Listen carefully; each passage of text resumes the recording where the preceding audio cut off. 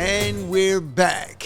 Yeah, this is Chris Gotti Lorenzo, and you're now watching Giving Them the Business.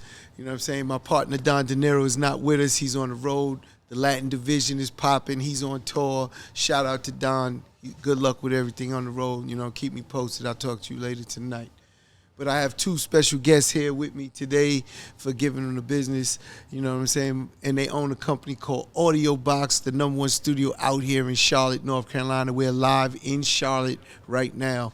You know what I'm saying? This is one of the things that we do. We do pull up on you and get this thing going, you know what I'm saying? And I want to thank you guys both for coming and joining me. You know what I'm saying? I got Mike and AJ, the owners of AudioBox, man. Thank you for coming. You know what I'm saying? It's an honor, man. Yeah, appreciate Pleasure, you man. for showing up, coming. Sure. This is, again, one of my new ventures called Giving Them the Business. And that's what we do. We just talk business. I wanted to bring you on when I came out here. First and foremost, when I did come out here, you guys always showed me love. And I always reciprocate, you know, all of that. You know what I'm saying? I appreciate the love, and I wanted to make sure I could extend my hand any way I can back. Oh, yeah, definitely, man. You know what I'm saying? And this is, again, a great time for me out here in this city, one of the more booming cities for music. On the rise. Again, I was just on with No Limit Larry. Oh, yeah. You know what I'm saying? And I explained to him, see, I feel I have a better, clearer picture of the picture here in Charlotte because I travel from city to city to city, and I see what's out here. Right. And I promise you, Charlotte is absolutely one of those music cities right now that's going to take really heed. You know, again, DaBaby, you know, there's others, you know what I'm saying, from out in this area. Definitely. You know what I mean? We'll get into that.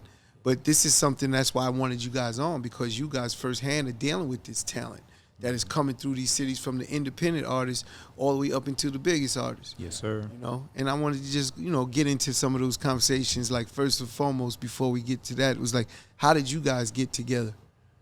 Man. Was this a partnership from the door? Or Nah, this was before we even linked up. I think probably about 7 or 8 years of us separately trial and error trying to figure it out. And just through the artists, like you said, the artists brought me and Mike together. Independent artists. They brought you the mic. Yeah. I kept hearing about somebody named AJ, and at the time I was working with Blind Fury, and he was just like, you know what, I'm going to go to AJ, man, because he got this sound that, you know, we're going to go to him today. So wait a minute. AJ, you're an engineer. I'm an engineer. Yeah. Okay. I started off as an artist, producer, and ended up throwing that on the back, but I'm a full-time engineer. Full-time engineer. Been doing it for about 20 years now. Okay. Yeah. Mix and master. Mix, master, record, Okay. vocal arrangement. 7 days a week. Yeah, you know. But yeah, mutual artists we working with. I'm recording Blind Fury at my house. I didn't have a studio yet. I had a home studio. Right. But I was figuring out my sound, and I got that sound from the house. And I had celebrities coming to the house, man. Let me ask you another question, because you said something that's so important to independent artists or all artists. Find your sound. Find the sound. See, you know, Yeah. if I use Murder Inc., our second album, which was 336, not the first one, which was Vena Vena Vici with Ja Rule, that second album, we found our sound. Yeah. That was that Murder Inc. sound was birthed Right. in L.A., Right. in that vibe, that environment out in L.A., living in that house. We just bought a nice house up in the hills. Yeah. We have everybody over, all the gangbangers. I mean, it was unreal. This house was unreal. It's legendary. Yeah. Because I'm talking about Bloods, Crips, Booyah Tribe. Everybody was out there. In there. Guns had to get checked at the door. No bullshit. Straight up. Guns checked at the door. Right. Come here, come in peace, and we gonna party. Let you party with us. Exactly. And they all, you know, we would meet them in the clubs and different things. One thing no one could ever say is Murder Inc. was active. We was outside in the club for real. I know people talk that, but as celebrity, you don't see that. Right.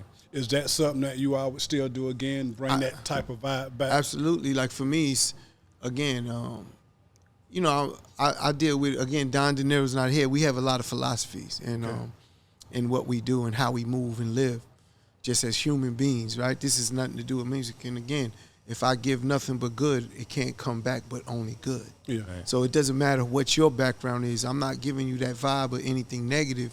You can't bring me no negativity. Right. And if it Right. did come, you know, God forbid, but we was never worried about it. We dealt with it. Anyway, you wanted to deal with it. You know, if you insist, as Preem would say, if you insist, we will oblige. Yeah. You know, so it was like a real gentleman way about approaching life and how to deal with people and that's what we did. So I never thought of, like, if you said, you know, people always ask me, would I change anything being just going through things I went through? And I said no. Because if I did, that means I'm doing something wrong when I only did right. Yeah. If I was only trying to help, right? You're telling me basically change that, meaning don't help. Yeah. And I won't do that. Yeah. You know what I'm saying? But go ahead, Mike. You was talking about when you got together with AJ. I think that's, to me, what made a good pair.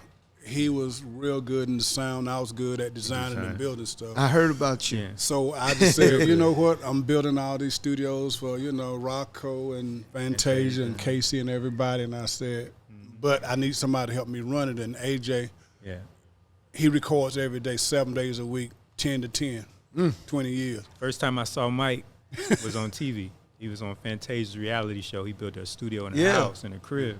I didn't know Mike at the time, but when I pulled up, actually a female artist brought me up there. She said she was coming down and recording with me in Columbia, South Carolina. She said, I got a guy in Charlotte, man. His studio's dope, but the sound, I think you can add to the sound. So she actually drove me up there, showed me. I pull up, Mike peeping out the door. I said, who is this guy, man? Yeah. So I walk in. Yeah. Dope. You saw when you walk in, it from the outside. Unassuming. Yeah. So I walk in, I'm like, oh, I'm going to ask you to speak up louder on the mic. Yeah. Dope. Yeah. So but no, we want to hear you, man. You got things to say. Yeah. So when I walk in, you know, I'm noticing that the studio, the design, everything's dope. I walk in one of the rooms, I'm checking the sound, I'm like, it's cool, but it can be a whole lot better. Yeah. So I did maybe 2 sessions that day, rearranged some things for him. He probably didn't know. I unhooked the whole studio and rehooked it up. But wow. From that day on, we had probably 1 or 2 more conversations, and it was on from after. Done.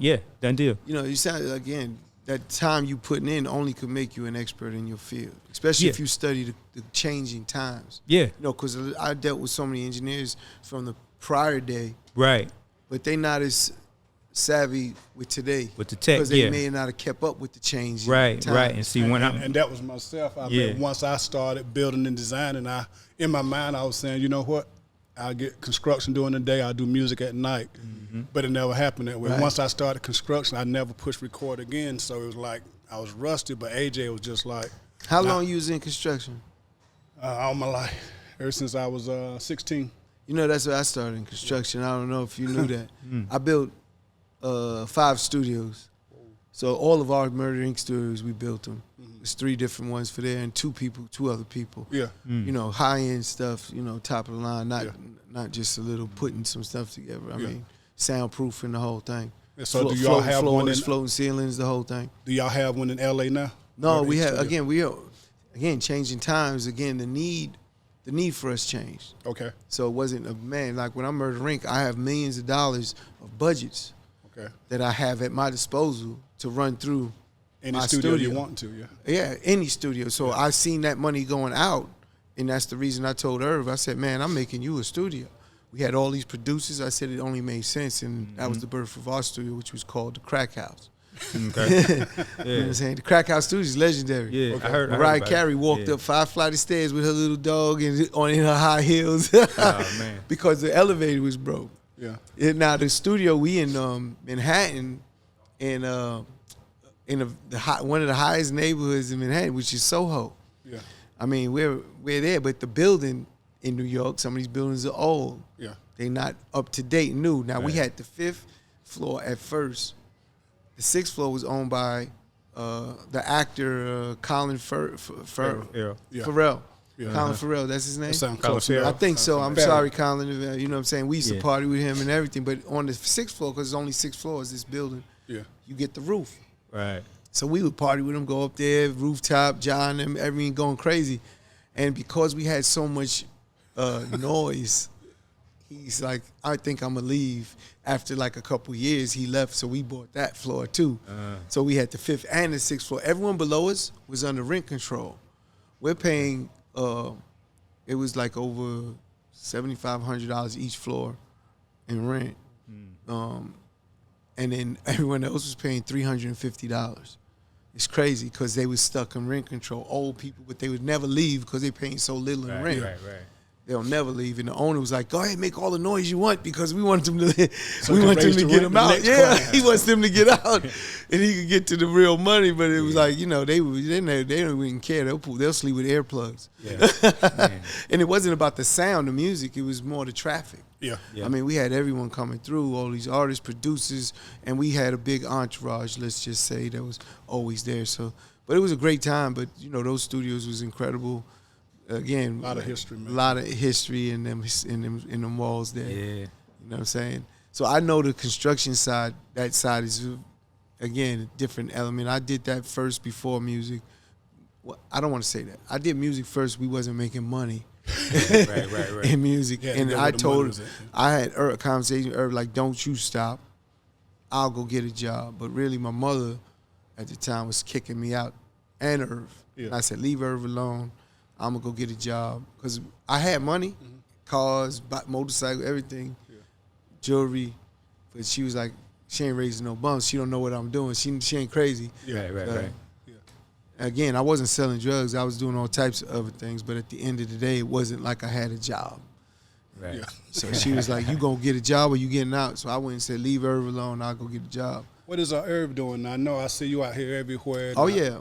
I run Irv is across killing a lot of it. different places. Irv is killing it in television and movies. He's killing it. We got Irv has 8 TV shows right now on different networks. You know, we have our own TV show called Tales on BET, going in our 4th season. I've seen a couple. Number 1 in our slot. We killing It's it. dope. Yeah. Yeah. I like It's it. about music. We convert song into episodes. Okay. Visual.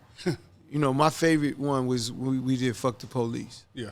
And Irv, instead of doing it with black being harassed by the police the way it was written, he switched it around. That's one of the ones I saw. That's one of my that was favorite crazy. episodes. Yeah, He it was made crazy. it where white people was like us. Okay. And in I remember the song he ended on, again, as all the melee is going on and people shooting and fighting and everything, he ends it with D'Angelo. Look, I got goosebumps. I know I got a long sleeve shirt, but he got D'Angelo playing in the background. How does it feel? Because he wanted the people, the white people, he wanted them to understand, like, how does it feel? This is what we deal with on a regular. How does it feel to see it? Because even seeing the abuse with a black cop, because we switched the roles. It was black cops beating white kids. Okay. Just seeing it, you look, no matter what, who you are, you feel that, like, God damn, this shit is crazy. So imagine how we feel when this is what we live and still to this day. Yeah. You know, for me, I'm a black-owned company from the beginning to the end. My mother is black. My father's Trinidadian Filipino. But again, my mother, the story she gave me as a young kid never left me. I'll never forget the story she gave me. I don't want to get them on, but they serious stories, things she went through and dealt with in her family. You know what I'm saying? And forget about it. I'm not, you know what I'm saying? It's all about empowerment for our people. That's what's up. You know what I'm saying? And that's why these things for me is so important. But you know, let's get into more of, like, give me some of the people that came through your studio in the building of this. You know, you built out the studio, you started, and then now people start coming. But like, I think we can pretty much say we pretty much get about 99% of all the artists that come through Charlotte. I mean, we've had everybody there from Ty Dolla $ign, YG, 50 Cent, AnthonyHamilton, Little Baby, AnthonyHamilton, Fantasia, 42 Dub, KC from Jodeci. KC. Yeah. I mean, just about everybody you can think of. I'm telling you, every time I hear these stories, again, we in Charlotte, North Carolina. Quavo, Sweetie. It sound like to me, Charlotte is a spot. That's what it sound like to me. Charlotte is. And you definitely have a destination, meaning AudioBox being the destination if you're an artist. Yeah, we wanted to be the hub for the city. That was me and Mike's goal. That was the goal. Everybody that came to the city, if you wanted to do business, if you wanted to do music, if you wanted to do some entertainment, come to AudioBox. We know somebody that knows somebody that got something going on for you. And then we was talking off air, and you got partnerships in that studio, like brands, different brands that come in. How did that come about? We just knew from the beginning that if we really wanted to be serious about what we was doing, that we were going to need different connections with different businesses such as RedBull. We're glad to have them on board. Backwoods, we've been working with them for about 2 years. Belaire, I think we've had them for like 4 years. And there's other companies too. I'm in a clothing store out in Vegas called Status. And not do you have to have like a liquor license, because you mentioned Belaire. We don't. This is Ross's company, Belaire, right? Shout out to Boss. Oh yeah. Yeah, and I actually Boss. went down to his house last summer. And, Nice. Had a great time. Met the owner of Brett. He never been to your studio? He's never been there. Oh man, you got to fix that. Yeah. Got to fix for that. Sure. Ross, you got to get down here, man. But the way Mike, he runs basically the social media for AudioBox, the way he markets us, I think, attracted a lot of the brands. He constantly takes pictures, videos, content, and makes it look so exciting, which it is, but he puts it out there. But do you ever have a liquor license to sell liquor? No. See, this was one of my ideas. That's why we just went through that.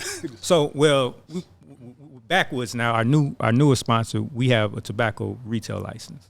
Okay. So we can do that. But Belaire, we don't have a liquor license, so we don't sell. It's only sponsorship, so we give. But we give it away. But the conversation just came up last week. I said, you know something, AJ? You don't sell. We don't sell none of that. but we don't because we know the quality. But I brought it up like a week or two ago to AJ, and AJ said, "Nah, let's just keep it funky, man." How long did you have Belaire now? 4 years. Man, yep, about 4 years. 5 years. You know, I've been talking about doing that. You know, really when Ciroc, because Puffy, and when he started, one of the approaches from a marketing, in my mind, was studio. Right. You know, an artist comes to studio. There's a couple things they always want, typically, especially urban studios. Yeah.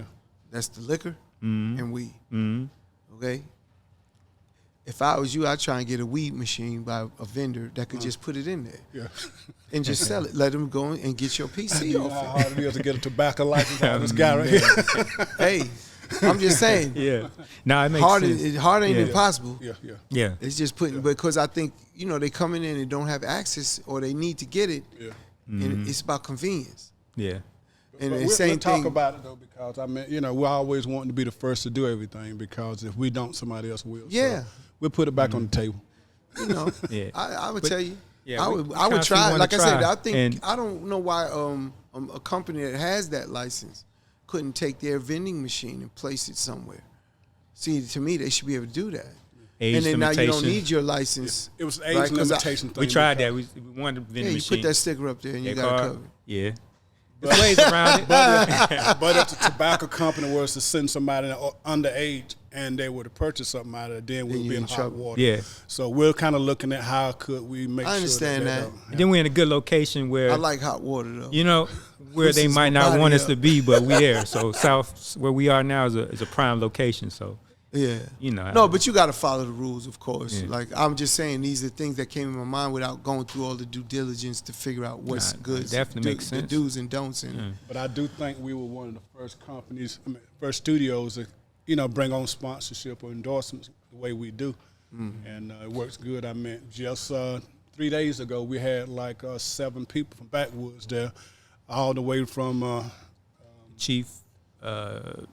Mexico, Canada. Oh, no, they flew in. Definitely. Yeah. Everywhere. Big. No, Every that's 2 or 3 great, months, man. they bring about 7 to 10 people, Different reps just to see it. AudioBox, just to see how they're promoting their brand now and how it works with them just branding the actual building.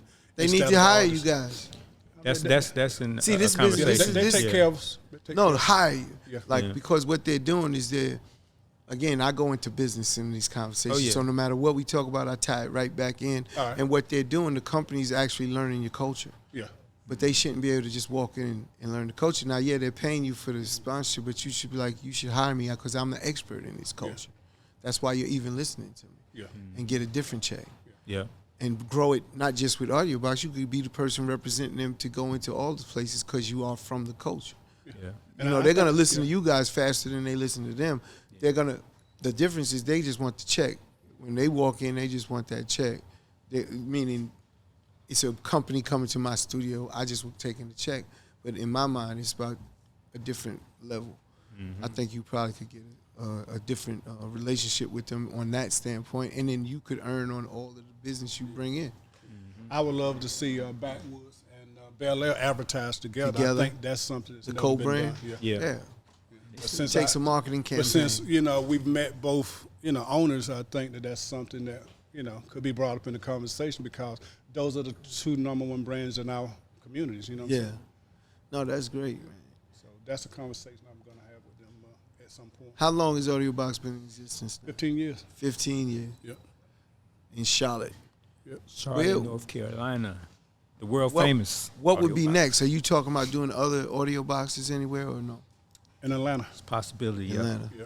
And maybe in Vegas and Jacksonville. So those are. You think those are places? Of course, we know Atlanta has a ton of artists. They might be the #1 place for this music with the artists right now. Well, there's so many investors that approach us about, expanding and things like that, and those are some of the areas that we want to get into. And also, there's a lot of money being, waved at us saying, hey, come here, we can do this together, whatever.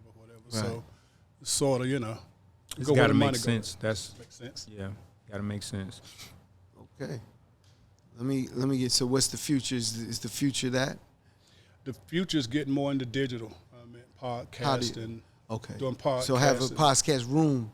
Yeah, we already have. The Backwoods actually came in and did a podcast room, and we're going to be talking to RedBull about doing the same thing.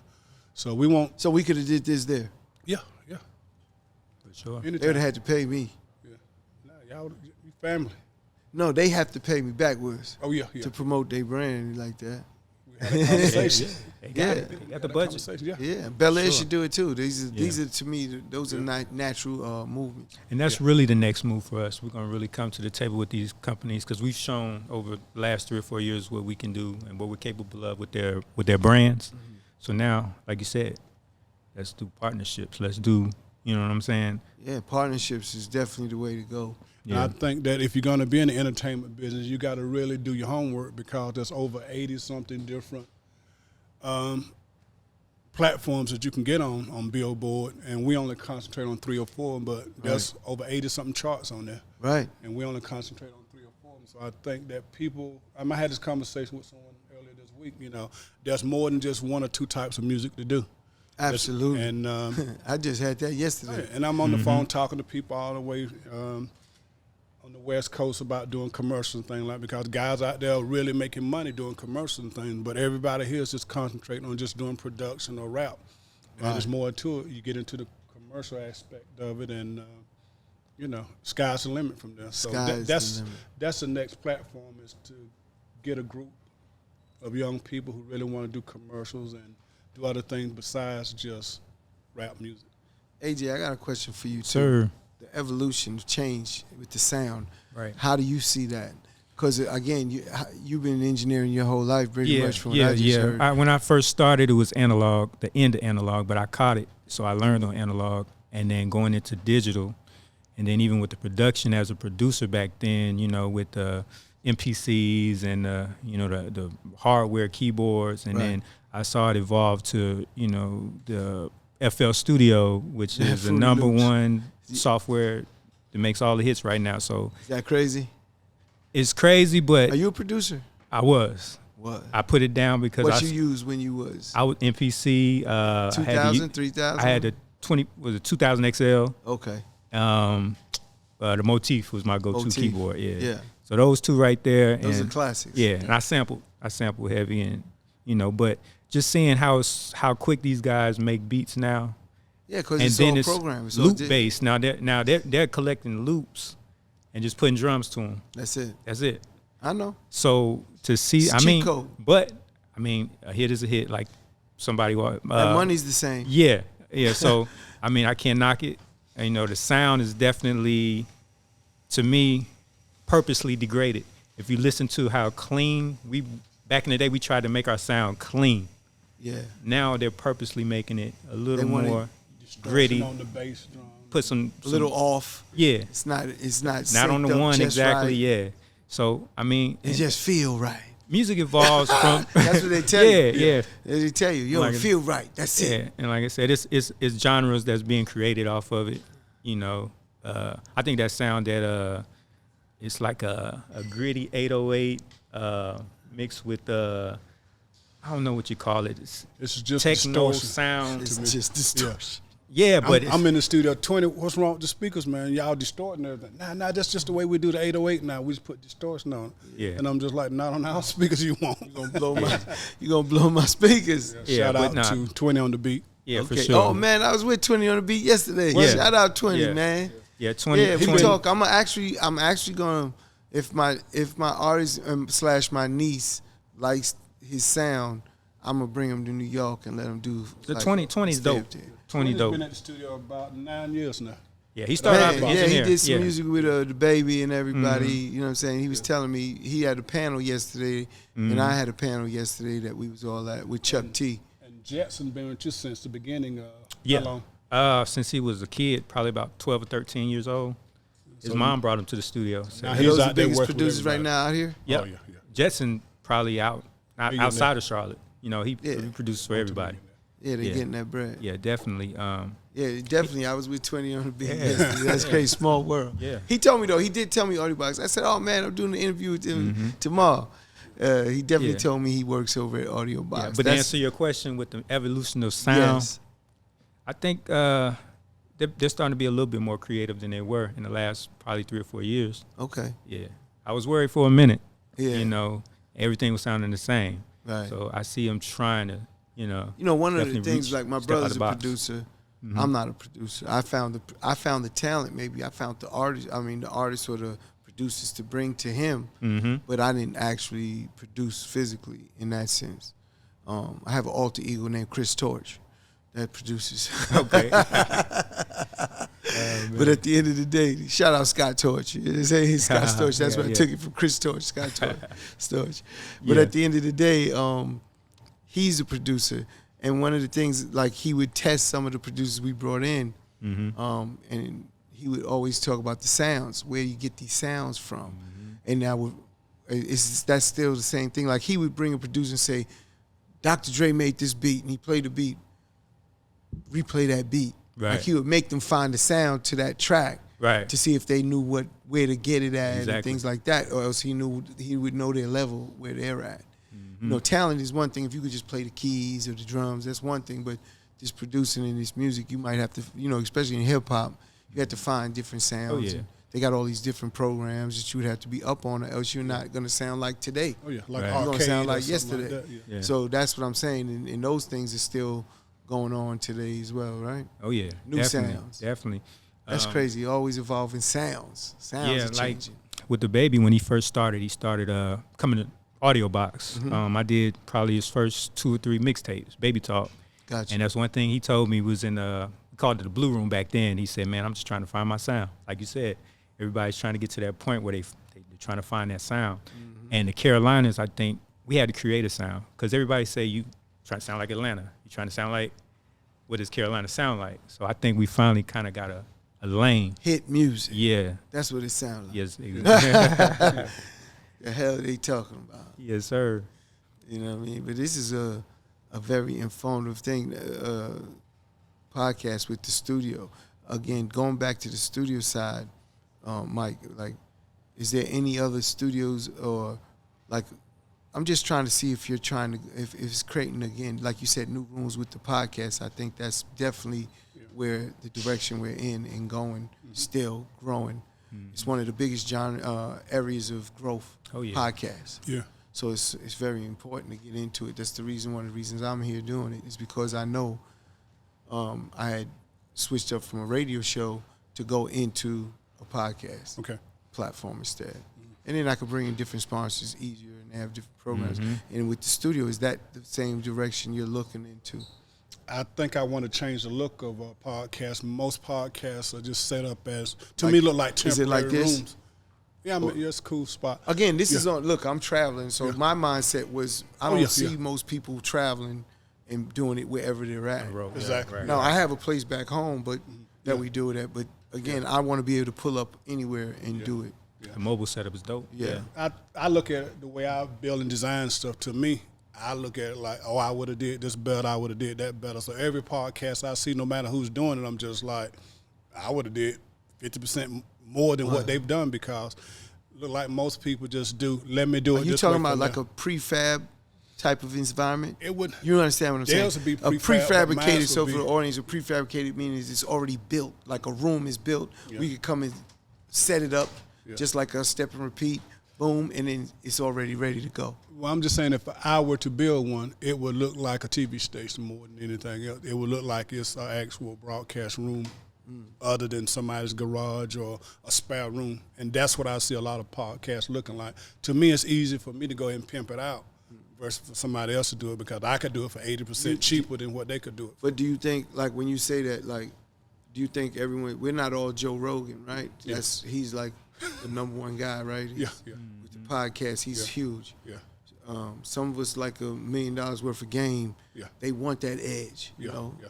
You know, Wallow and Gilly the Kid. You know what I'm saying? Yeah. They want that edge. Yeah, even a guy like Nori over at Drink Champs, they want a different, like. Yeah. So you could design it any way that. Oh yeah. That's what I said. So you almost can't make it where it's just one type of setting for everybody. It would have to have their own. Interchange. I think for what we're doing for on AudioBox, it would have to be a location that looks like this is AudioBox.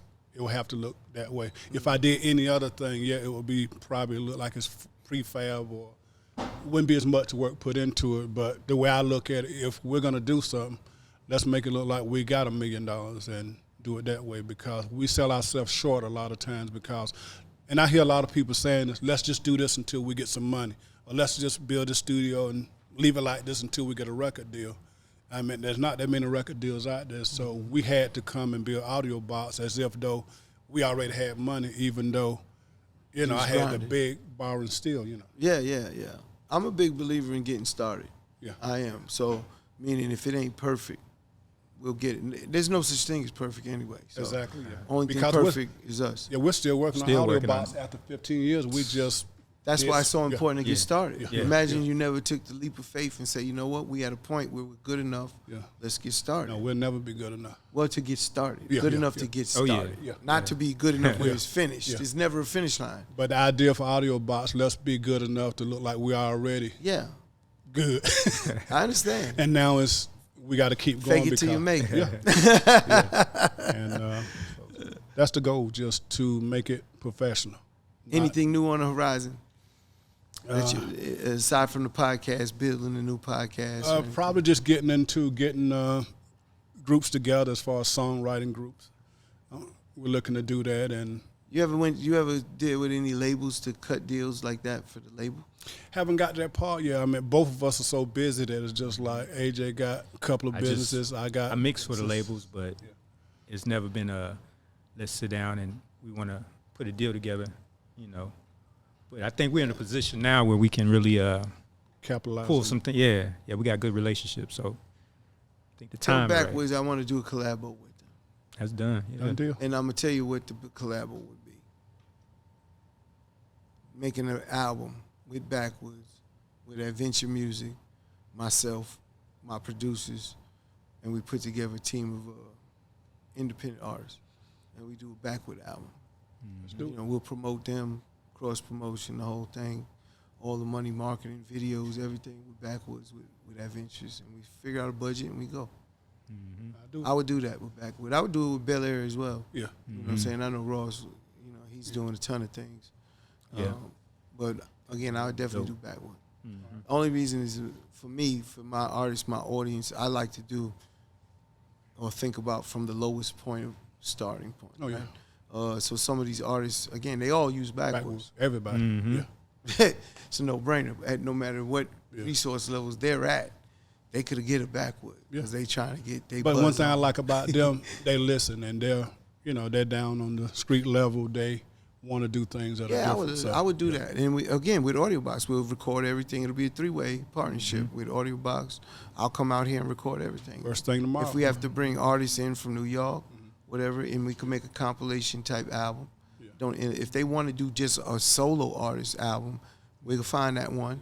But we're already talking about doing something like that. Yeah, that compilation Okay. would be. So that's already In the motion. See that? yeah. I'm like a psychic. Yeah, we need to lock in. We'll lock it in. Yeah. I'll call Ryan tomorrow or Marion. And How we'll would get people together. find you if they come and look for you? Let's get to that right there. AudioBoxStudios. Instagram. Or just AudioBox. like that.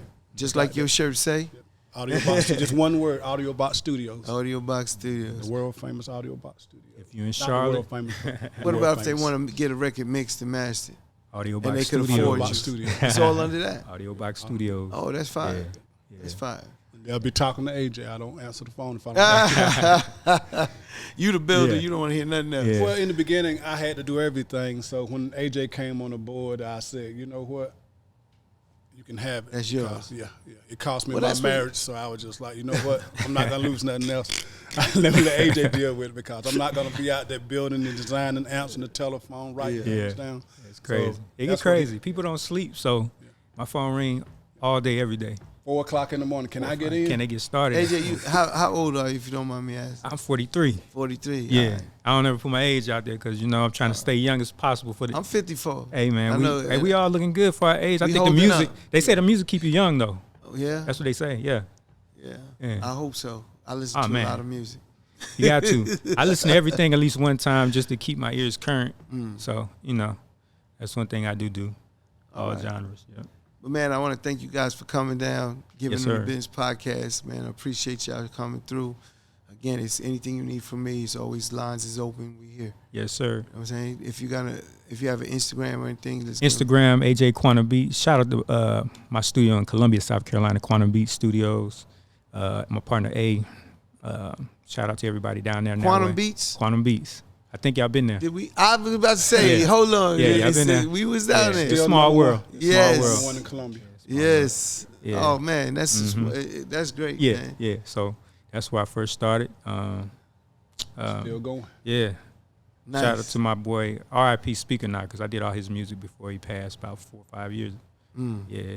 So definitely shout out to him and his people. Yeah. Mm-hmm. And what about you, Mike? Any Instagram? I know you. AudioBoxStudios. That's it. All day. Listen, don't World talk to Mike famous. unless you got some construction ready to do some construction. And You know believe what it or not, I'm trying to get out of it. I was working on a steam generator this morning at $1 million house. And Oh, man. Let me hurry up and get up here. But I appreciate it. we work 7 days a week, man. But definitely, it's always a pleasure. Pleasure, man. Dealing Pleasure. with you, man, and you and your brother. Like I say, y'all It's work history, is, man. Legendary Thank you. history. Yeah, man. So We got a documentary coming out that's going to be real informative on BET. They Okay. did the documentary on it on Murder Inc. I think I seen a preview. Or Yeah, they something. just started because I think it'll Yeah. be out by June, end of June, July. Okay. You know, it should be coming out at the same time. BET Awards. I'm not familiar with it when they're coming out the award show. Okay. When that award show, they'll be really setting up when we're releasing that, and I think it's going to be very informative. You know what I'm saying? We're yeah. still doing our Tales TV show on BET, so got movies coming, Preem Team coming. Anything you whole can movie. plug AudioBoxStudios in, we go hard for you, man. Let us know. Yeah, definitely. Yeah. Maybe we'll figure out how to do all the soundtracks there, Yeah. things of that nature. That's what we trying Because to do. Irvin Chink Santana, Mm-hmm. that's one of our producers. He's family. They put together all the music, everything. So Okay. we got a lot of soundtracks coming up. Irv's killing it. Shout out Irv Gotti. You know what I'm saying? Oh, He's yeah. killing it right now. I think these young people just don't know the history behind what you all have done and the things that you all have been through. And Yeah, and been a part of yeah. It's sad, but it's sad in the sense they almost feel like they writing you out the books. Yeah. But you can't. You can't let them. No, they can't do it. Can't We do got it. too much. We got too much time in. Yeah. So do you all get to spend a lot of time with each other, working together, you and Irv? Or? Well, it's funny because not as much. I know you're on the nowhere road near. all the time, though. I'm on the road now, and I'm on this side. Again, everyone always asks me that question about me and my brother, and I'm like, you see me, you see him. Yeah. You see him, you see me. But he's over in the West Coast. He's doing a lot of TV. He's in Atlanta a ton. I'm not in Atlanta as much. I'm on the West Coast or in New York. Do you most ever of the get time. tired of being on the road constantly, doing what you do? If I said that, then I'd be like, then I don't want my company to succeed. I got you. I'm never tired. Yeah. If it's something to do, I'm there. Yeah. If I could travel and be on the road 24/7, 7 days a week, I'd do it because I know the result that will come from it. And that's why I'm doing it. How long have you been doing Adventures Music now? 6 years. 6 years? 6 years. May 1st will make 7 years. Okay. 2015, I started. Now, mind you, I wrote my business plan in 09, and I couldn't get started until 15, or didn't get started. It just wasn't the right time. Digital distribution in 09 wasn't ready yet. Internet came in, and the cannibalization of the music, pirating of the music was going on, but it wasn't the right time yet. So if somebody came and offered to buy Adventures Music, would you Right sell? now? Yeah. No, not yet. Okay. I don't know if I ever would. Like, honestly, I know people say end game. I know a couple of my investors be like, what do you mean? But at the end of the day, it would have to be the right situation because, You know, I'll give you a quick story before we get off. Is BT. There's a guy named Bob Johnson. Rob Johnson. He owned BT. And I had to lunch with him with some girls, and that we was going to lunch with at the time. And I asked him a question, why'd you sell BT? He said it was a great deal. I think he sold for a few, a lot of money. I think it's $5 million, something like that. 500. 500 million. Yeah, it was a number. I think it was 300 million. I don't want to be quoted on it. I believe it was that though. As much as that is, I told him, you're a billionaire. That don't change your life. But why would you sell the company, Black Entertainment Television, to a white company called Viacom? Yeah. I don't understand it. Like, as a black man, a black billionaire, you put that our culture in the hands of someone that doesn't own or understand. I mean, that doesn't understand our culture. Right. And we want to always tell our culture our way, in my opinion. And I just never understood that. So I would, if in order, I'll give you another one is Barry Gordy, Motown. See, now he did something different. He put in his contract when he sold it, it has to be a black person that owns it or runs it. Yeah. You understand? Yeah. Preserve. To me, that's a big deal. Yeah, you got to preserve that. Because that'll ruin the Motown legacy. He built a black culture, a black sound. He doesn't want someone else that's going to ruin that or tarnish that.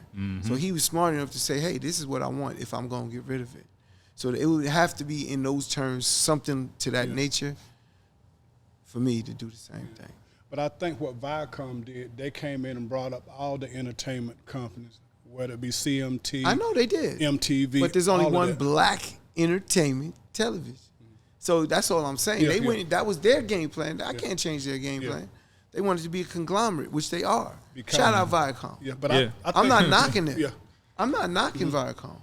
But I think rap music was so big, though, in order to try to stop it, they had to kind of control all the entertainment companies just so they could kind of change it back to rock or whatever it was, but it never happened.